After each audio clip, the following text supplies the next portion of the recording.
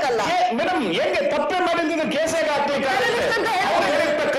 ನಾವು ಪ್ರಧಾನಿ ಕೊಡ್ಬೇಕು ಸರ್. ಮೊದಲನೇದಾಗಿ ಸರ್ ನಮ್ಮ ಮುಖ್ಯಮಂತ್ರಿಗಳಿಗೆ ನಾನು ಹೇಳ್ತೀನಿ, ನಮ್ಮ ಮುಖ್ಯಮಂತ್ರಿಗಳಿಗೆ ಇವಾಗ ಯಾರು ಬಂದ್ಬಿಟ್ಟು ಸಿದ್ದರಾಮಯ್ಯ ಟೆನ್ನಿಸ್ಟ್ ಅಂತಂದ್ರೆ ಅವ್ರಿಗೆ 2 ಬಾಕ್ಸ್ ಮಾಡಲ್ಲ ಅನ್ಸೋಸ್ಕೊಂಡು ಬರುತ್ತೆ. ಯಾಕಂದ್ರೆ ನಮ್ಮ ಮುಖ್ಯಮಂತ್ರಿ ಅವರು ಯಾವ ಪಕ್ಷ ಅಂತ ನೋಡೋದಿಲ್ಲ, ಕರ್ನಾಟಕದ ಮುಖ್ಯಮಂತ್ರಿ ಅವರು. ಹಾಗೆ ದೇಶದ ಕಿರೀಟವಾಗಿರುವಂತಹ ಪ್ರಧಾನಿಗಳಿಗೆ ಟೆರರಿಸ್ಟ್ ಅನ್ನುವಂತಹ ಪಟ್ಟವನ್ನು ಕಟ್ಟೋದಕ್ಕೆ ಪಹಲ್ಗಾಮ್ ದಾಳಿ ಆಗಿ 1 ವರ್ಷ ಕಳೆದಿದೆ ರೀ ಮೇಡಮ್. ವಿರೋಧ ಪಕ್ಷಗಳ ಅದು ಕುತಂತ್ರ, ಸುಳ್ಳು. ಅದನ್ನ ಅವ್ರಿಗೆ ಅವ್ರಿಗೆ ಕಟಿಂಗ್ ಮಾಡಿ ಅದನ್ನ ಬಿಟ್ಟಿದ್ದಾರೆ. ಪೂರ್ಣ ಪ್ರಮಾಣದ ಭಾಷಣವನ್ನ ಯಾರು ನೋಡಿಲ್ಲ ಇವರು, ಎಲ್ಲ ಸುಳ್ಳು ಸರ್. ಪೂರ್ಣ ಪ್ರಮಾಣದಿಂದ ಒದಗಿಸ್ಲಿ ಅವರು. ಇವತ್ತು ಪಾಕಿಸ್ತಾನ್ ಜಿಂದಾಬಾದ್ ಅಂತ ಹೇಳಿದ್ದು ಯಾವ್ದು ಆದಿ ಬೀದಿ ಮೇಲಿಲ್ಲ. ಅವರು ವಿಧಾನಸೌಧದ ಮೊಗಸಾಲೆಯಲ್ಲಿ ಕೂಗಿದಂತ ಹೇಳಿಕೆಯನ್ನ ರೆಕಾರ್ಡ್ ಇದ್ರು ಕೂಡ ಅದನ್ನ ತನಿಖೆಗೊಳಪಡಿಸಿ ಅದನ್ನ ಆಡಿಯೋ ರೆಕಾರ್ಡ್ ಒಳಪಡಿಸಿ ಬಂಧಿಸಲಿಕ್ಕೆ ಹೋರಾಟ ಮಾಡಿದ್ಮೇಲೆ ಬಿಜೆಪಿಯರು ಮತ್ತೆ ದೇಶಭಕ್ತರು ಹೋರಾಟ ಮಾಡಿದ್ಮೇಲೆ ಬಂಧನ ಆಗುತ್ತೆ. ಯಾರೋ ಒಬ್ಬರು ಬಂದು ನಿಲ್ಲಿಸಿ ಅದನ್ನು ಕೇಸು ಇವತ್ತು ಕ್ಲೋಸ್ ಆಯ್ತು. ಅದಕ್ಕೆ ಸರಿಯಾದಂತ ತನಿಖೆ ಆಗಿಲ್ಲ. ಮತ್ತೆ ಇವತ್ತು ಇಂದಿರಾ ಗಾಂಧಿ ಅವರ ಬಗ್ಗೆ ಬಹಳ ಹೇಳ್ತಾ ಇದ್ರು. ನಮಗೂ ಒಂದೇ, ನಾವು ಅಟಲ್ ಬಿಹಾರಿ ವಾಜಪೇಯಿ ಅವರವರನ್ನ ದುರ್ಗೆ ಅಂತ ಹೇಳಿದ್ರು ಸದನದಲ್ಲಿ. ಅಂತಹದ್ದನ್ನ ಹೇಳಿದೀವಿ ಹೇಳಿಕೆಗಳನ್ನ.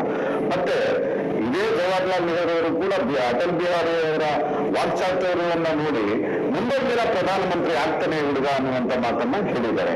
ಆದ್ರೆ ಖರ್ಗೆ ಅವರಿಗೆ ಮನಸ್ಥಿತಿ ಎಂತದ್ದು, ಖರ್ಗೆ ಅವರು ಮೋದಿ ಅವರಿಗಿಂತ ವಯಸ್ಸಲ್ಲಿ ದೊಡ್ಡವರು. ಅವರನ್ನ ಮಾತಾಡಿಸುವಂತದ್ದು ಒಬ್ಬ ಪ್ರಧಾನಿಯನ್ನ ಮಾತಾಡ್ಬೇಕಾದ್ರೆ ಒಂದು ಯೋಚನೆ ಇಟ್ಕೊಂಡು ಮಾತಾಡ್ಬೇಕಾಗಿತ್ತು. ಮತ್ತೆ ಹೇಳ್ತಾ ಇದ್ರು ಮಿತ್ರರು, ನಾವು ಬಹಳ ದೇಶಭಕ್ತರು, ಭಯೋತ್ಪಾದನೆಯನ್ನ ನಿರ್ಮೂಲ ಮಾಡ್ಲಿಕ್ಕೆ ಇಂದಿರಾ ಗಾಂಧಿ ಅವರು ಅವತ್ತು ಸೇನೆಯನ್ನ ತುಕಡಿಯನ್ನ ತಗೊಂಡು ಧಾರ್ಮಿಕ ವಿಚಾರವನ್ನ ಆಲೋಚನೆ ನಿಡ್ಬೇಕಾಗಿತ್ತು. ಮಾನ್ಯ ದಾವಣಗೆರೆ ಎಲೆಕ್ಷನ್ ನಲ್ಲಿ ಇವತ್ತು ಮುಸಲ್ಮಾನ್ ಬಾಂಧವರು ಹೇಳ್ತಾ ಇದ್ದಾರೆ, 12 ವರ್ಷಗಳ ಕಾಲ ನಮ್ಗೆ ಮುಸಲ್ಮಾನರಿಗೆ ಬಿಜೆಪಿ ಗುಮ್ಮ ಬಂದ್ಬಿಡುತ್ತೆ, ನಿಮ್ಗೆ ಏನೋ ಮಾಡ್ಬಿಡುತ್ತೆ ಅಂತ ಹೇಳಿ ನಮ್ಮನ್ನ ಮೋಸ ಮಾಡಿದ್ದಾರೆ. 12 ವರ್ಷ ಆಯ್ತು. ಮೋದಿ ಅವರಿಂದ ನಮ್ಗೆ ಯಾವುದೇ ತೊಂದರೆ ಆಗಿಲ್ಲ, ಬಿಜೆಪಿ ಸರ್ಕಾರದಿಂದ ಯಾವುದೇ ತೊಂದರೆ ಆಗಿಲ್ಲ ಅಂತ ಅದೇ ಅಲ್ಪಸಂಖ್ಯಾತ ಬಂಧುಗಳು ಮುಸಲ್ಮಾನವರು ಹೇಳ್ತಾ ಇರೋದು. ಮತ್ತೆ ಇವ್ರದೇ ನಾಯಕರು ನಿಮ್ಮ AICC ಅಧ್ಯಕ್ಷರು ಹೇಳಿದ್ದಂಥದ್ದು, ಮತ್ತೆ ಇಂದಿರಾ ಗಾಂಧಿ ಅವರು ಹೇಳಿದ್ರು ನಾವು ಬಹಳ ಎಲ್ಲರೂ ಒಗ್ಗಟ್ಟಾಗಿದ್ದೀವಿ ಅಂತ. ಡಿಜೆಯಲ್ಲಿ KJಯಲ್ಲಿ ಕುಕ್ಕರ್ ಸ್ಫೋಟಿಸಿದವರು, ಡಿಜೆಯಲ್ಲಿ KJಯಲ್ಲಿ ಒಬ್ಬ ದಲಿತ MLA ಅವ್ರ ಮನೆ ಮೇಲೆ ಬೆಂಕಿ ಹತ್ತೋರಿಗೆ ಏನಂತಾರೆ ಇವರು AICC ಕರ್ನಾಟಕದ ಅಧ್ಯಕ್ಷ. ಒಂದು ನಿಮಿಷ ಮೇಡಮ್, ಏನಂತಾರೆ ಮೈ ಬ್ರದರ್ಸ್ ಅಂತಾರೆ.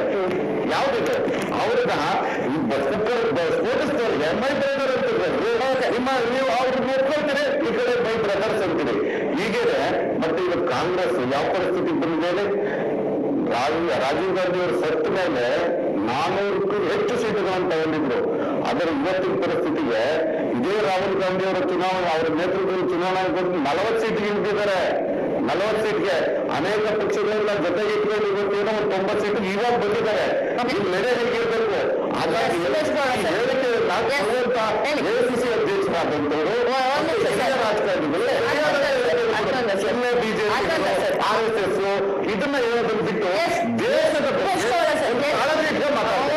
ಏನಾಗಿದೆ ಕಾಂಗ್ರೆಸ್ ಅಂತ ಮೇಡಮ್, ಇಡೀ ರಾಜ್ಯದಲ್ಲಿ, ಇಡೀ ರಾಷ್ಟ್ರದಲ್ಲಿ ಕೇವಲ 3 ರಾಜ್ಯದಲ್ಲಿದೆ.